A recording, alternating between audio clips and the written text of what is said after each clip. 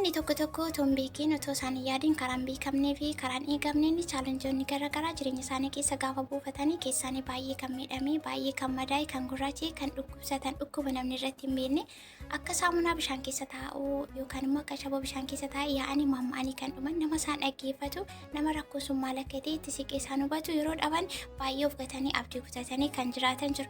Namoonni tokko immoo utuma rakkoo qabanii utuma haalli isaan keessa jiranitti tolaa ta'uu dhiisuu liqimsanii isa sana ol kaawwatanii isa gurraacha duuba kaanii isa ifa isa gammachuu isa namatti tolu wantoota namatti tolan fuulduratti as baasanii yaada gaarii ta'e yeroo isaan dubbatan miira sammuu namaa gammachiisuu yeroo isaan dubbatan yaada sammuu namaa rifireesh godhu yeroo isaan haasa'anii warri isin jalqaba isin jedhu warri miidhama rakkoo garaagaraa keessa jiranii of dagatanii abdii kutan sun immoo maal jedhu beektu waan akkasii agaan namni kun waa'ee jireenya koo beekaa waa'ee citii koo beekaa waan mana koo keessa jiru sana beekaa nama na beekuudha akkamitti waa'ee koo akkasitti kaasee haasa'uu danda'e wanti inni haasa'u koo guutummaa guutuunsaa waanuma jireenya koo keessa jiru waanuma mana koo keessa jiru jedhaniitu akkasitti fudhatanii gurratti kennanii dhaggeeffatu jechuudha yeroo yerootti wantoota walirraa barannu hedduu isaatu jira. Bakka jirtanitti nagaan isiniif haa ta'u akkam jirtu nagaa keessanii ara deebii dhufee jira haraa taatanis immoo akkasuma faamilii qorri taatan anaa dhufu jecha viidiyoo baay'ee bareedaa ta'e kan irraa barattan kan isinitti tolu kan isin gammachiisu isin dhufeetiin jira. Subscribe like share gochuun nagaa xumuraan wajjin tura viidiyoo kanarraa baay'ee jarjaraa kan dubbadhu isiniyyuu beektanii yeroo maalii akka deebi'ee turu baay'ee deebiseen dubbadhu isinuu keessattuu waan ta'eef ispeeshaalii qimamoonni madaame. Video yeroo darbee hojjedhe irratti biddeen akkamittiin hojjetti jettanii na gaafattanii turtanii isa kana jalqabaa gadhumaa isinii qabadheetiin dhufe keessattuu qimamoonni madaame nyaachuu dhuguun isinirra jiraata maaliif nuti hojjeta garuu nuti hojjeta nuti immoo nyaatu waan ta'eef inni sun duraa fi kan namaa duran oolchina yeroo kamoo jireenya keessan keessatti waan darbeerraa baradhaa kan keessan dura oolfachuu haaluma kamoo keessatti wanta isiniif ta'u hundumaatu dura oolfattanii natti tola waanan jedheefan qaba warri isinii galee warri isinii galee immoo akka isinii galu as gubbaarratti akkamitti akkam biddeen hojjedhe isin himaa jechuudha. Viidiyoo gaxumuraa seeraan hordofaati gaaffii kan isin galle yeroo itti aanutti akka isin viidiyoo dhufu viidiyoo laayikii sheer gochaa na eeggadhaa isin jaa kabajamu daawwattoota kibii qofshaalee jalqabarratti daakuu nan ho'isee jechuudha. Argitanii jirtanii daakuu nan ho'isee erga daakuu ho'isee irraa baasee lafa kaa'ee daqiiqaa muraasa daakuun sun erga qorree booda bishaan ho'aa fi qorraa walitti miiksii godhe akkuma sirraa argaa jirtanii. Videoon baay'ee akkasiin galuutti yaaleera waan ta'eef wanti gaafa isinitti ta'u jireedha yaadu bakka isin gaafa isinitti ta'u isiniin ibsa. Isa booda daakuu erga ho'isee lafa kaa'ee daqiiqaa muraasa booda daakuun gaafa qabbanaa'u bishaan ho'aaf qorraa walitti makee amma bakka kanatti wanti na barbaachisu beeking powderiidha.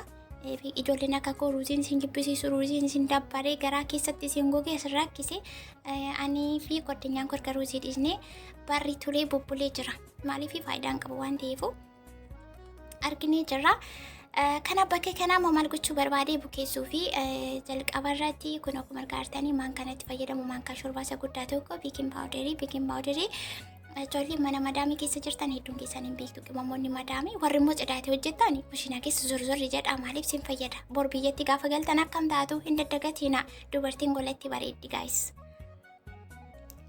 Kun akkuma argaa jirtanii beeking powderii maankaa tokko irshoo maankaa lama kun argitaniirtu maankaa akkamitti akkam fayyadamee irshoo yookaan kaamiir jedhama biyya arabaa mana arabaa keessatti kaamiir jedhu isaan nuti irshoo jenna.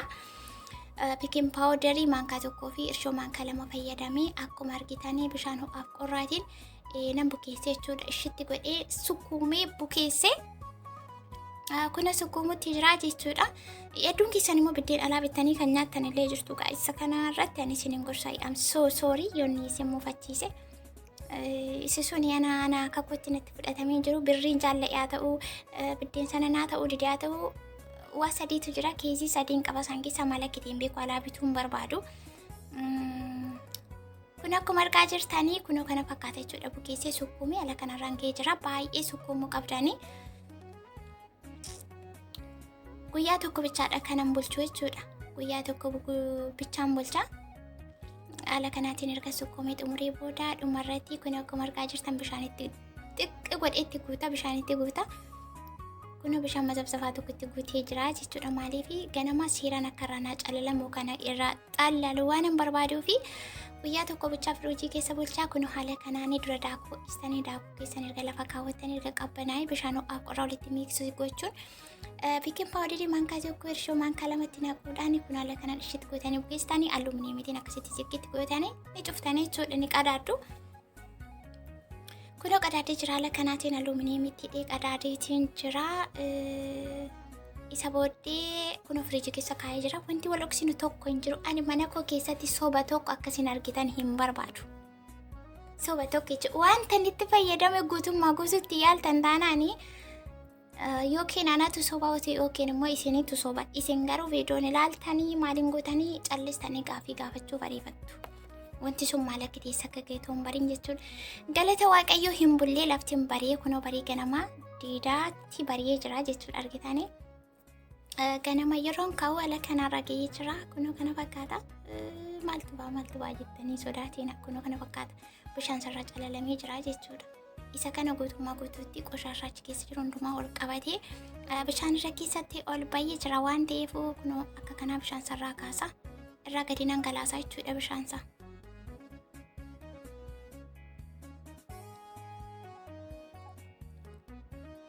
Bishaan isaa kun haala kana sootettanii irraa calaltu ani harka tokkoon kaameraa qabeetiin jira. Har'a bilbilli koo bishaan keessa yookaan bukoo keessatti liqedhee kan sirbanii farsoo dhangalaateetti jaartiin tokko safara keenya duratti.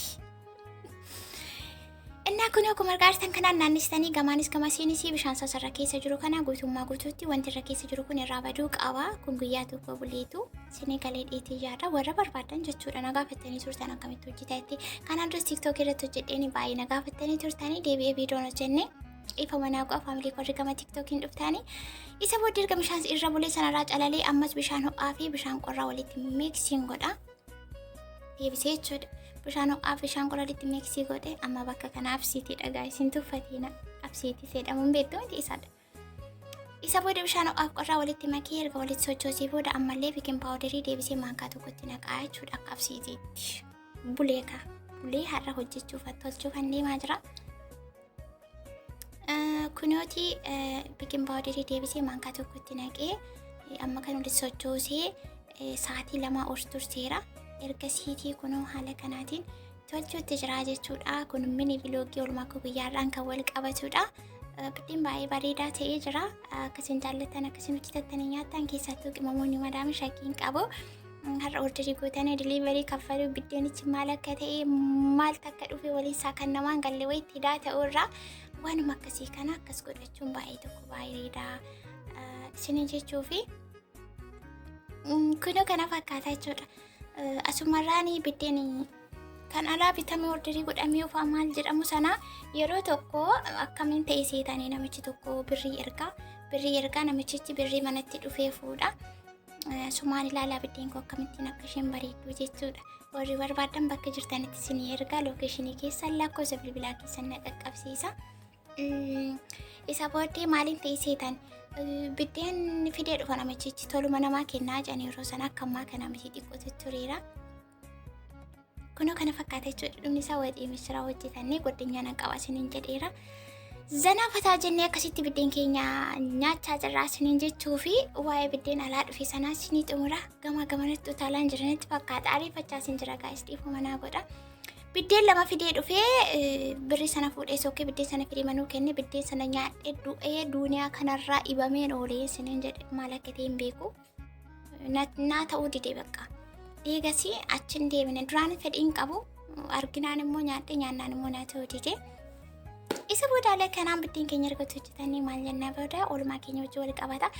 Erga faxiranii booda madaamiin koo kaatee gara taphutti deemuuf qayeeltee isa booda bukur waan jedhamu kana jaallatu isheetti bukurii aarsee bukurii koo fudhadhee gara kilaasii koo seenee amma taayimii koo yookaan sa'aatii kooti. Sa'aatii xiqqoon qabu kanatti maal gochuu barbaade akkuma beekamu egaan waa'ee koof duuban jedhu maaliif waan kaleessaarraa waan hangaappeer waan hanqabuuf fuulduratti akkas ta'uun barbaadu. Amma kanaa kunoo mataa koo kan rifeensi koo haala kanaatiin jira. Duras quxuxurii masaa hojjetadheen ture. Miicuun barbaadu guyyichi guyyaanitti miicus miti hin xuroofnes. Garuu na jalaatii busbus jedhee waan jiruufi guyyaan irraa guyyaattan itti filuufi itti hojjetachuu barbaadudha. Kunoo haala kanaatiin daqiiqaa muraasan qaba baay'ee wayi maaliif na ariifadha bakka hin deemu bakka nuti hojiitu jira waan ta'eef. Kunoo haala kanaatiin hiikee ammas deebisee quxuxurii masaa hojjetachuuf jechuudha amma hiikaan jira. Qibaatillee hin dibu sababni isaa duraan miicee qibaatiitti dibee maal jedhee hojjedheera waan ta'eef ani torbeetti qibaatii yeroo tokko qofaadha kanan fayyadamu. Torbeetti yeroo tokko miicaa yeroo tokko akka gaadhaame wanti yoo na mudate wayii dirqama miicuun qaba waan jedhe torbeetti yeroo lama kan kanarraa fi dhaabbataansaa torbeetti yeroo tokko kana miicuu qabaatillee yeroo tokko qofaadha kana fayyadamu jechuudha. Kun haala kana hiikee jira. Amma kana fileemanii bakka isaatti deebifachuuf yookaan quxuxurii masara deebisee furdisee hojjetachuu barbaada. Quxuxurii furdistan yeroo hojjetan rifeensillee akkan buqqaanee akka yaaniif kan fayyadu jechuudha. Rifeensi qiccit jedhee qaqallatee hojjetamu baay'ee hiikuun isaallee hidhuun isaallee filuun isaallee baay'ee nama rakkisa. Isa kana isinuu beektu. Annaa kana nama kana fakkaata. Hin bareedu guys mee waa'ee dhaame. Ani furdachaan jira moo garuu wani wanti naa galaan jiru gaa'e waan aan jedhame ani furdachuun barbaadu. Kunoo kana fakkaata.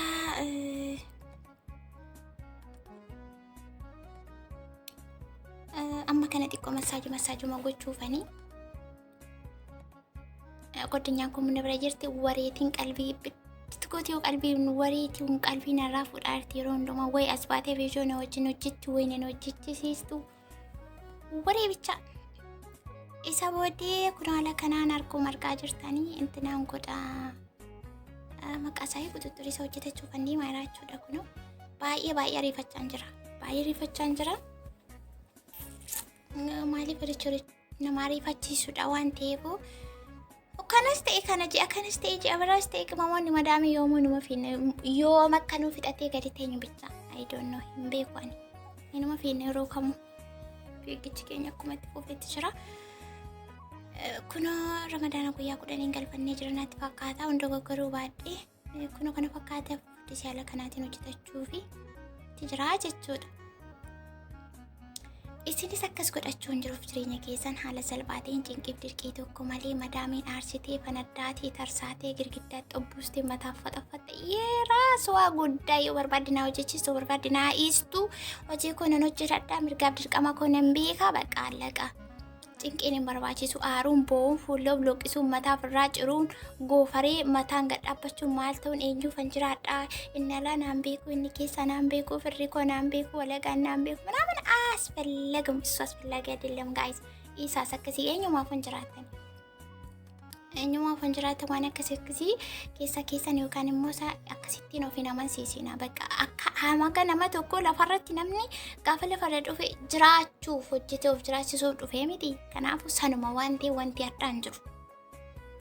Kanaafuu of hin dhabiinaa of hin dagatiin of hubadhaa of dhaggeeffadhaa malakka gootan malakka dubbattan eessa akka ooltan taayimii keessa yeroo keessan isa kana hundumaa tartiiba qabsiifadhaa isiniin jechuufi malee uffi jechuumaa yeroo keessan dabarsu taanaan eenyumtillee dhufee bakka bu'ee kan isinii wabii darbu kan isin fayyadu kan yoo dhufe kan isinirraa fayyadamu malee kan isin fayyadu isiniin dhufu. Ageessanii ta'ee yaada qimamoonni madaamii kunoo kana fakkaataa jechuudha. Fuula keessan yoo gurraachistanis ofiif yoo nyaara guduunfitis yoo nyaarri hiikamatis ofumaa fi kun miidhama mataa keerra geessisaan alatti namni akkas taateetti isin jedhee bakka siif hubatu hin jiru. Waan ati beekuu qabdu jechuudha. Namoo ijoollee yeroo hundumaa dhuftee kun immoo jidduutti na rabbashuuf argitanii kana bakka hojiin ishee dhuftee yoo jiraate yoo isheen waan isheen hojjettu jiraate kunuunsi jidduu seentee na rabbashuudha. Kunoo haala kanaatiin xumuree jira baay'ee bareeda faashinii itti baasee natti fakkaata. Kunoo kana fakkaata jechuudha. Olumaan koo guyyaarraa jalqabaa gedhumaatti kana fakkaata. Kanaaf kanaan olii ture garuu irratti hojjechuu irratti dubbachuu kan hin barbaadu kan wanti na ilaallatu faashinii argitanii gattan faashinii baase. Maashaallah tabaarakalla. Kana fakkaata agammatti waan wajjin turtanii fi hedduu galatooma viidiyoo laayikii godhaa guys please. Namni komne tokko laan namni dhibbi tokko akkamiin laayikii gochuu jibba akkamitti laayikii gochuu dhiisamii maal jechuudha maaf akkas wal goonaa garuu laayikii gochuun dhiisina.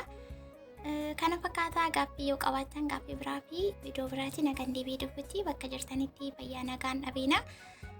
Kan baay'ee isin jaalladhu isin kabaju isin ummaanuu bareechitanii beektu isiniin jaa. Amma kana bakka xumuree jira waan ta'eef xixiqqaadhee uffata gochuuchirra'ee gadi bu'uun barbaadachuudha amma fooqirra jira. Kun kana fakkaata ala kanaan zanaafataa hidhee galanni waaqayyoon badiin fayyaa qabannoo wajjin hin danda'amne jiru shaaffataa itti akka kanaatti dhuftee jirti. Amma kana carraan kanatti yaanee jiru gadi bu'ee gara hojii koo gara siraa koo deemuudha. Isinin akkasin jaallattan, akkasin raawwaa barattan, akkasin waa jettan koomentii bareedaatiin akkasin naa dhuftan abdiitiin isin eeggadha. Kun amma foqii korraa gadi kus jechaan jira silaanuma fiinna. Qimamoonni madaan boqonnaan hin jirtu. Galata waaqa fayyaan jiraannaan innuu boqonnaadha.